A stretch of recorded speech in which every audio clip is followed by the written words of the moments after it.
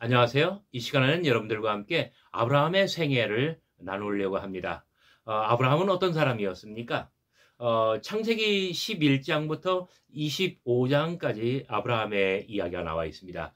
대체적으로 12장부터 25장까지는 아브라함이 75세부터 175세가 될 때까지 100년의 이야기예요.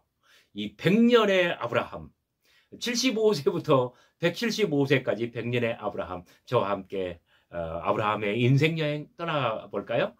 창세기 11장에 보면은 아브라함의 가족이 이주를 했다고 합니다. 아브라함 가족은 원래 그 아버지의 이름은 데라였는데 메소포타미아 출신 사람들입니다.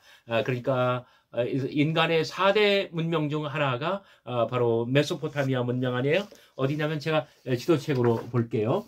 여기 여기입니다. 칼데아 우르라고 하는 메소포타미아, 지금의 어떤 쿠웨이트 쪽입니다. 여기 걸프만 있고요. 여기서부터 막 한 1000km 훨씬 넘게 쭉 이주를 해서 이 티그리스 강을 거슬러 올라가서 바론지까지 갔어요. 여기가 어디냐면은 지중해 맨 동북쪽 끝 부분입니다. 여기 하란이라는 데까지 갑니다. 여기 데라는 여기까지 갔어요. 그 아들 몇 명이 있는데 그 중에 하나가 아브라함입니다. 데라는 여기서 죽고 아브라함이 어느 날 하나님의 음성을 듣고 쭉 남아에서 여기 세겜, 쉐켐, 그 다음에 쭉 내려와서 여기 삼각주 있는데 나일강 하류까지 와서 애국까지 갔다가 다시 돌아와서 주로 여기 브엘세바 지역에 오래 머물렀다고 합니다. 자, 그러니까 1000km가 훨씬 넘게 데라와 함께 아버지는 75세까지 여행을 했습니다. 그리고 아버지는 죽고 다시 하나님의 음성을 듣고 이렇게 내려왔다가 여기에서 브엘세바쯤에서 정착하게 되었다는 이야기예요. 자, 이것이 창세기 11장에 나와 있는 이야기인데 하란에서부터 남아에서 브엘세바까지 가는 것. 브엘세바는 어디냐면 제가 지도로 포인팅하는 바로 이 부분입니다. 그러니까 사해바다 남쪽보다는 조금 위네요. 그리고 사해바다와 지중해 한 중간쯤 여기가 브엘세바입니다. 브엘세바는 천수답의 남방 한계선이라고 합니다. 천수답 무슨 뜻인가요? 하늘에서 내려주는 비만 가지고 농사를 근근히 지을 수 있는 정말 한계선상이 바로 이 브엘세바라고 하는 것이에요. 아브라함과 구약성서에 나오는 족장들이 주로 이 지역을 근거로 해서 정착했다는 이야기입니다. 75세 때에 아브라함은 하나님의 음성을 듣습니다. 그래서 여러분 그 창세기 12장 1, 2절을 제가 한번 여러분들에게 읽어드릴까요? 여호와께서 아브라함에게 이르시되 너는 너의 고향과 친척과 아버지의 집을 떠나 내가 내게 보여줄 땅으로 가라. 내가 너로 큰 민족을 이루고 내게 복을 주어 내 이름을 창대하게 하리니 너는 복이 될지라. 자, 하나님께서 아브라함을 부르실 때에 두 가지를 약속하셨습니다. 첫째는 뭐냐면 내가 네게 보여줄 땅으로 가라. 땅에 대한 약속입니다. 두 번째로는 내가 너로 큰 민족을 이루고 내게 복을 주어 내 이름을 창대하게 하리니 너는 복이 될지라. 자, 두 번째는 어떤 민족을 이룬다라고 하는 그러니까 이 자손에 대한 그런 축복입니다. 아브라함은 75세 때, 그러니까 요즘 말로 하면 굉장히 할아버지 때예요. 제 나이보다도 뭐 한 거의 10살 많은 그때에 아브라함은 이 땅과 그리고 이 자손에 대한 약속을 받고 멀리 멀리 떠납니다. 그것이 창세기 12장의 이야기에 있습니다. 그래서 저 북쪽 훨씬 더 꼭대기에 하란에서부터 계속 남하해가지고 이 브엘세바라고 해서 저 밑에 나일강 하류까지 갔다가 다시 브엘세바로 올라오는 그러한 어떤 이동 경로를 보이고 있습니다. 저 밑에 이집트 나일강 하류까지 갔을 때는 거기 바로 왕을 만났대요. 그런데 아브라함의 부인 이 사라는 굉장히 예쁜 여자였대요. 그래서 모두가 다 탐내는 그러한 여자예요. 그래가지고 아브라함이 남편이라고 하면 아브라함을 죽이고 그리고 여자를 빼앗을까봐 그때 아브라함이 자기의 아내를 자기의 누이라고 다른 사람들에게는 그때 한번 속입니다. 아브라함의 거짓말이 12장에 처음 나옵니다. 그리고 13장, 14장, 창세기 13장, 14장은 아브라함의 그 형님의 아들인가 조카 롯이 있어요. 그 형님인가 아운가 이 롯의 아버지도 자기의 아버지 그 데라와 함께 저 꼭대기 하란에서 죽습니다. 그래서 아브라함이 이 롯을 건사해서 조카까지 그 일가족을 데리고 함께 이동을 했던 거예요. 근데 이 지역에서 아브라함과 어떤 그 일가족이 번성하다 보니까 땅이 부족하다고 느껴졌던 것 같아요. 그런데 이쪽 이 어떤 소알 그다음에 뭐예요 어디죠 소돔과 고모라 이쪽은 막 금도 많이 나고 굉장히 어떤 좋은 땅이래요. 그래서 아브라함이 그때 롯한테 야 우리가 이 좁은 땅에서 서로 다투고 싸우지 말자. 네가 좌하면 내가 우하겠다. 네가 우하면 내가 좌하겠다. 먼저 선택권을 네가 가져라. 해서 아브라함 조카 롯이 자기 저기 삼촌한테 양보를 했어야 되는 거 아니에요?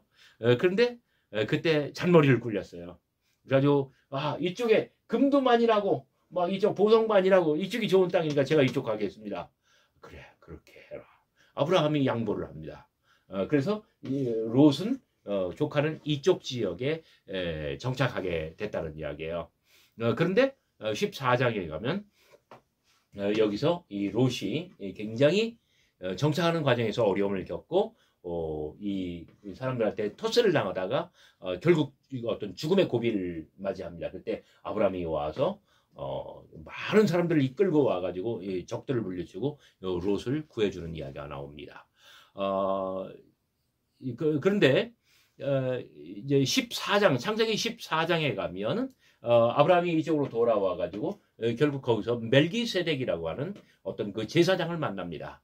제사장을 만났는데 이 제사장이 아브라함을 축복을 해줘요. 잘 되기를 바랍니다.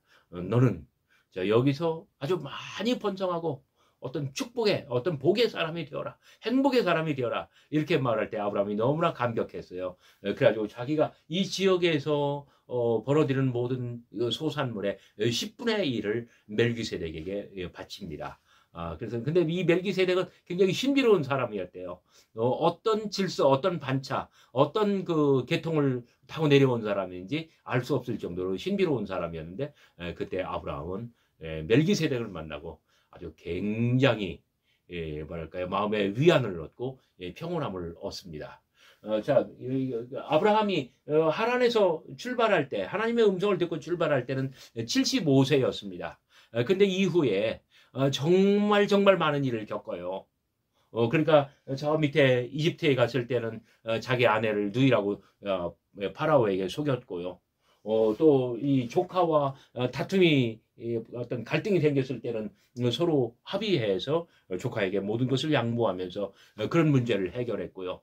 또 뜻밖의 멜기세덱을 만났을 때는 그에게 축복과 격려의 말씀을 듣고 자기 소득의 11조 10분의 1을 멜기세덱에게 바치기도 하고요. 그리고 창세기 15장에 가면은 아브라함은 얼마나 많이 불안했겠어요. 그때 하나님께서 아브라함을 나를 따라오라. 그러면서 막 들판으로 나갑니다. 하늘을 보아라. 하늘의 뭇별들을 볼 수 있느냐? 보입니다. 너무나 많습니다. 너무나 찬란합니다. 너무나 아주 휘황찬란합니다. 내가 그 모든 하늘의 별들을 다 셀 수 있느냐? 제가 어떻게 셀 수 있겠습니까? 근데 하나님께서 아브라함에게 말씀하십니다. 너의 자손이 하늘의 별과 같이 될 것이다. 이 하늘의 뭇별과 같이 될 것이다. 무슨 뜻이냐면은 첫째는 많게 헤아릴 수 없이 많게 막 그런 어떤 자손이 있을 거라는 얘기예요. 뿐만 아니라 이 반짝이는 별들처럼 그렇게 훌륭한 사람들이 될 거라는 거예요. 창세기 15장에서 여호와께서 여호와 하나님께서 아브라함에게 하늘의 뭇별들을 보여주면서 땅을 주겠다. 자손을 그렇게 많게 하겠다. 아주 광활한 땅을 주고 그 땅을 꽉 채울 수 있도록 너의 자손이 번성하도록 그렇게 만들어주겠다. 언약을 약속을 하십니다. 시간이 흘렀습니다. 아브라함이 그 아버지를 여의고 그리고 먼 길 이주해 오고 나서 10년의 세월이 흘렀어요. 벌써 아브라함에게는 적어도 2번 이상의 약속이 있었지만은 땅과 그다음에 자손, 땅은 그렇다 치고 자식이 없잖아요. 나이 85세가 되었을 때, 가나안 거주 10년이 됐을 때 자기의 아내가 애를 못 낳잖아요. 그때 가계를 잇기 위해서 자기 아내 사레가, 제가 좀 아까 사레 걸렸는데 아내의 이름이 사레입니다. 이 사레가 자기의 여종 하가를 침실에 들여줍니다. 그래서 아브라함이 이 어떤 자기 와이프와의 어떤 합의하에 여종과 결합해서 아이를 낳는데 1년 후 86세 때에 이스마엘이라고 하는 자식을 낳습니다. 우리식으로 이야기를 하면 이스마엘은 서자입니다. 자, 86세 때에 그렇게 되고 세월이 또 흐릅니다. 막 1년, 2년, 3년, 10년, 막 11년, 12년, 13년. 아브라함이 어느덧 나이가 99살이 되었어요. 그때 하나님께서 아브라함을 다시 불러서, 여러분 창세기 17장에 가장 뭐라고 할까요? 확실한 어떤 약속을 하나님께서 아브라함에게 주십니다. 뭐라고 합니까? 17장 한번 여러분 성경책 읽으신 분들 한번 찾아보세요. 17장 1절 셋째 줄. 나는 전능한 하나님이라. 너는 내 앞에서 행하여 완전하라. 내가 내 언약을 나와 너 사이에 두어 너를 크게 번성하게 하리라. 번성하게, 자손에 대한 약속이죠. 아브라함이 엎드렸더니 하나님이 또 그에게 말씀하여 이르시되, 보라, 내 언약이 너와 함께 있으니 너는 여러 민족의 아버지가 될지라. 이 어떤 민족들의 조상이 된다는 이야기예요. 이제후로는 내 이름을 아브라함이라 하지 아니하고 아브라함이라 하리니 이는 내가 너를 여러 민족의 아버지가 되게 하려 함이라. 첫째, 내가 너로 심히 번성하게 하리니 내가 내게서 민족들이 나게 하며 왕들이 내게서부터 나오리라. 내가 내 언약을 나와 너 및 네 대대 후손 사이에 세워 언약을 영원한 언약을 삼고 너와 네 후손의 하나님이 되리라. 둘째, 8절입니다. 내가 너와 네 후손에게 네가 거류하는 이 땅, 곧 가나안 온 땅을 주어 영원한 기업이 되게 하고 나는 그들의 하나님이 되게 하리라. 자, 여기서 또 하나님께서는 아브라함과 가장 적극적으로 가장 확실한 언약을 체결하시는데, 언약, 프라미스 또는 카비넌트라고 합니다. 약속이죠. 또는 계약이라고 합니다. 이 광활한 이 가나안 땅을 다 너에게 주겠다.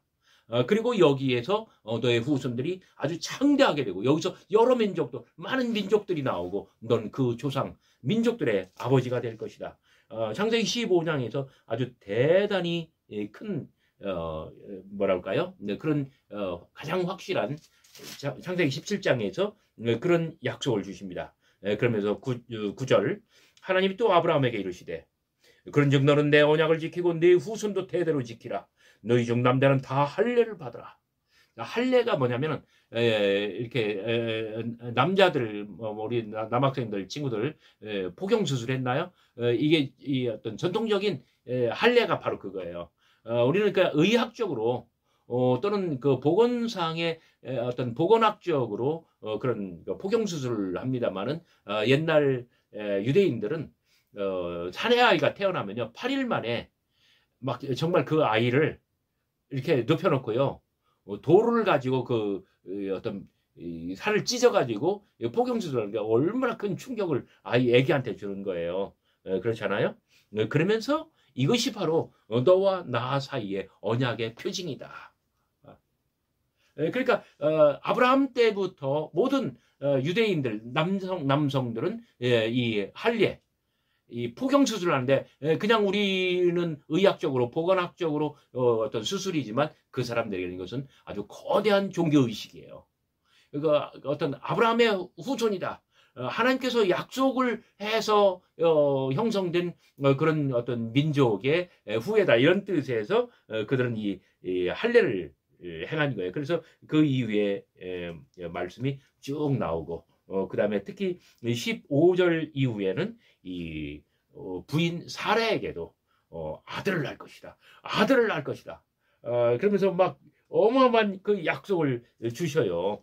그래가지고 그 18장으로 가면은요. 하나님께서 아브라함에게 이 약속, 아들을 낳게 하고 너의 후손이 여기서 번성하게 하겠다. 이 이야기를 하시는데 그때 아브라함의 나이가 몇 살이라고요? 99살. 그러니까 이 천막 뒤에서 사례가 있었는데 살에 걸렸나 봐요. 그 이야기를 다 듣죠. 얇은 헝겊조각 그 뒤편에 있었으니까. 그래가지고 사례가 피식 웃어요. 아이고, 내 태가, 내 월경이 벌써 몇십 년 전에 끊겼고 내 태가 다 죽었고 저기 저 양반, 천막 속에 있는 저 양반 99살, 내일 모레면 100살인데 무슨 자손을 준단 말이야. 근데 하나님이 이 여자가 밖에서 피식 비웃는 그 모든 것을 천막 안에서 다 알았어요. 그래서 나가면서 왜 웃었느냐? 내 말이 말같지 않게 들리냐? 웃지 않았습니다. 웃지 않았습니다. 웃었느니라. 저는 웃지 않았다니까요. 웃었느니라. 그래서 막 사례를 혼내줘요. 자, 이게 18장에 나와 있습니다. 그리고 18장, 19장에 보면 이 지역에 머물렀었던 롯이 소돔과 고모라 멸망당하고 그때 아브라함이 정말 조카 롯을 구하려고 최선을 다하지만 어떻게 막을 수가 없었어요. 그래서 뒤를 돌아다보지 말라 하고 빨리 빠져나오라고 했는데 유황불이 하늘에서 내려오면서 다 불에 타는데 그때 두고 온 것이 너무나 아까워가지고 뒤를 돌아보지 말라고 했는데 돌아보았어요. 돌아보는 순간 소금 기둥이 되었대요. 이게 소돔과 고모라의 어떤 멸망, 롯이 멸망하게 된 결국은 아브라함은 검소하게 살았고요.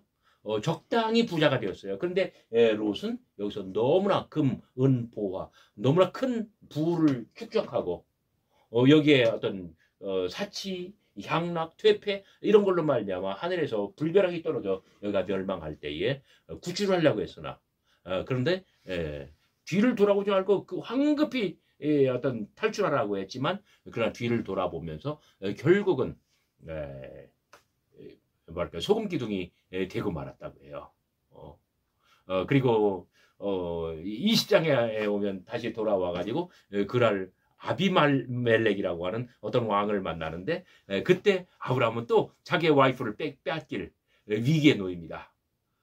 그때 또 한 번 이 현지 임금 아비멜렉에게 이 여자는 나의 누이요.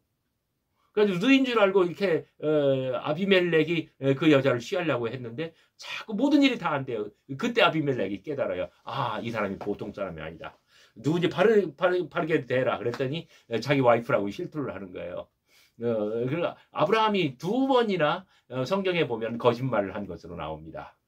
이 모든 것은 두 번의 거짓말은 왜 했을까요? 아브라함이 그만큼 약했기 때문에 그런 거예요.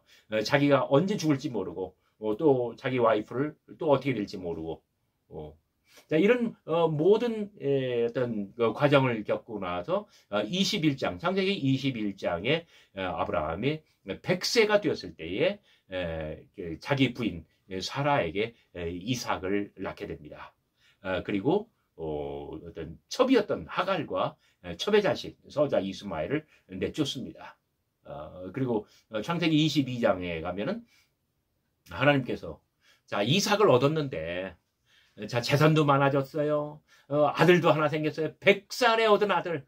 얼마나 이 아들이 귀했겠어요. 애지중지했겠어요. 그런데 이 아이가 조금 막 크고 말도 하고 걷기도 하고 똑똑해졌을 때 하나님께서 아브라함을 부르십니다. 너의 아들 이삭을 짐승을 잡아서 제물로 바치듯 나에게 제물로 바치라. 아브라함이 미치려고 하죠. 하지만 하나님의 말씀에 순종하여 이 아이를 잡아서 번제로 드리려 합니다. 결국 이 몸을 쪼개고 이게 다 나눠 가지고 불에 태우는 거예요. 그게 번제, 그 제사예요. 그러나 하나님께서 급히 말하십니다. 아브라함아, 아브라함아, 너의 아들에게 손을 대지 말라. 결국 이 아이 이삭 딱 한 명 낳았잖아요. 이 아이는 아주 큰 민족을 이루게 될 그 어떤 그 아들이 될 것이고, 아브라함은 정말 75세에 하나님의 음성을 들었고 25년 동안 산전수전을 다 겪었는데 그 100세에 가서 아들 딱 한 명 낳아요. 그리고 75년을 아들과 함께 또 부인과 함께 또 많은 식솔들과 함께 이 브엘세바를 중심으로 해서 여기서 크게 번성을 하고 어떤 재산도 키우고 여기서 성공을 합니다. 결국 15장에서 말씀하시는 하늘의 물결처럼 자손이 그렇게 막 번성하는 것은 더 많은 시간을 기다려야만 됩니다. 그리고 23장부터 25장까지 아브라함은 말년에 이삭을 자기 아들 이삭을 장가드리고 부유하게 살다가 뭐 그 성경에 보면은 막 첩도 많았대요.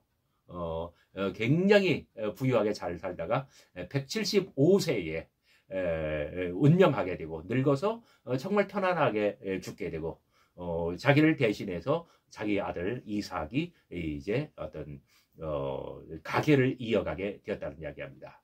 여러분 아브라함의 이야기, 아브라함의 생애를 100년의 생애를 제가 잠깐 여러분들께 소개를 해드렸습니다만은 아브라함 생애의 특징은 무엇일까요? 저는 7가지로 한번 저 나름대로 정리를 해봤습니다. 첫째는 어떤 뒤늦은 도전.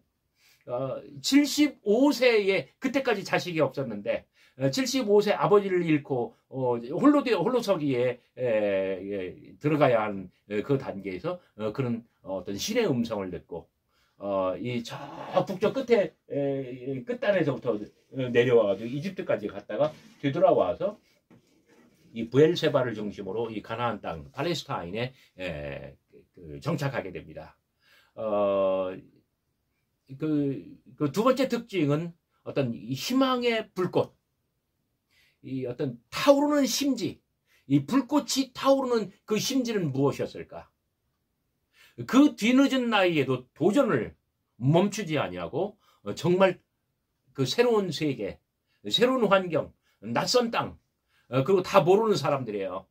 낯선이가 오면 죽일 거 아니에요. 자기들 땅을 침범한다고. 그런데 그 도전을 할 수 있었던 그 원동력, 그 희망의 불꽃, 이 불꽃이 타오르는 심지는 무엇이었을까? 그것은 어떤 하늘의 음성, 신의 음성, 하나님의 말씀이었어요. 너는 가라.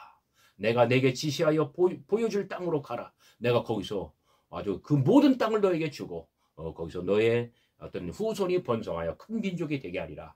바로 이 말씀을 믿고 갔다는 거예요. 그러나 셋째, 아브라함은 어떤 그 불확실성 속에 살아갔습니다. 저는 제 나이 만 24살 때 대학원을 마치고 군대도 안 가고, 죄송합니다. 제가 미국으로 유학을 갔는데 혈혈단신으로 혼자 갔어요. 미국에 가서 비행기 내리면 어떻게 해야 할지 그것부터 저는 걱정이에요. 영어를 아무리 많이 해도요, 영어가 통하지를 않아요. 제 영어는 정말 콩글리시예요. 뭘 어떻게 해야 좋을지 아무것도 모르는 거예요. 자, 우리가 낯선 세계로 간다는 것은 일종의 이런 거예요. 무엇인지 미래가 보이질 않습니다. 캄캄합니다. 이런 불확실성 속에서 아브라함은 극도의 외로움과 그리고 두려움을 느낍니다. 여러분 어떻습니까? 응답과 성취는 더딥니다. 네 번째 특징이 뭐예요?